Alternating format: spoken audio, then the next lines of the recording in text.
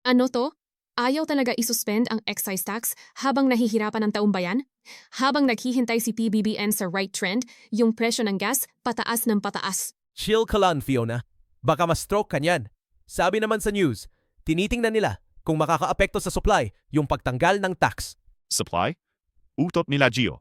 Ang sabihin mo, ayaw lang nilang mawalan ng pondo para sa mga confidential funds at kickback nila.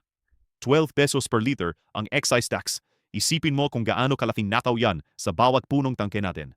Gago, yung unity na yan, pang-campaign lang pala talaga yan para mauto ang mga tao. Ngayong naniningil na tayo ng pangako, biglang we'll see at depends on the current na lang ang sagot sa atin? Masyado naman kayong nega. Malay nyo naman may long-term plan sila na hindi lang natin gets agad. Baka kasi kapag tinanggal ang tax, lalong magkagulo ang ekonomiya natin sa huli. Yun ang script nila para manatiling sunod-sunuran ang mga gaya mong easy-going lang. Rasyonal ba yung hayaan mong maghirap ang transport sector habang sila ay nagpa-party at nagta-travel gamit ang pera natin? Putang ina, ang sarap pagsasampalin ng mga nasa gobyerno. Ano depends on price trends.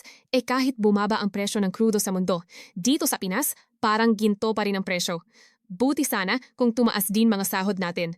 Isipin nyo na lang na para sa bayan din yung tax na binabayaran natin sa bawat pataklang gas. Mas lalo na sa global crisis ngayon. Para sa bayan o para sa bulsa ng mga korap, huwag tayong magbulag-bulagan, Gio. Ang excise tax ay parang dahan-dahan pagpapatay sa mga mahihirap habang busog ang mga nasa itaas. Mamatay na silang lahat. Seryoso, wala akong paki kung i-bash ako. Kung hindi nila kayang protektahan at pagsilbihan ang Pilipino, bumaba na lang sila sa pwesto nila. Alam nyo, gets ko na kayo guys. Na yun nila patunayan mga pangako nila kung kailan may krisis. Nakakaawa na din tayong lumalaban ng patas eh. Hindi magbabago ang katotohanang ginagago ayon ng sistema. Hindi sapat ang kape para lunukin ang kasinungalingan ng administrasyong to. Kaya kayong mga nanonood, vote wisely next time. Huwag kayong papayag na ganito tayo tratuhin ng gobyernong pinupondohan natin.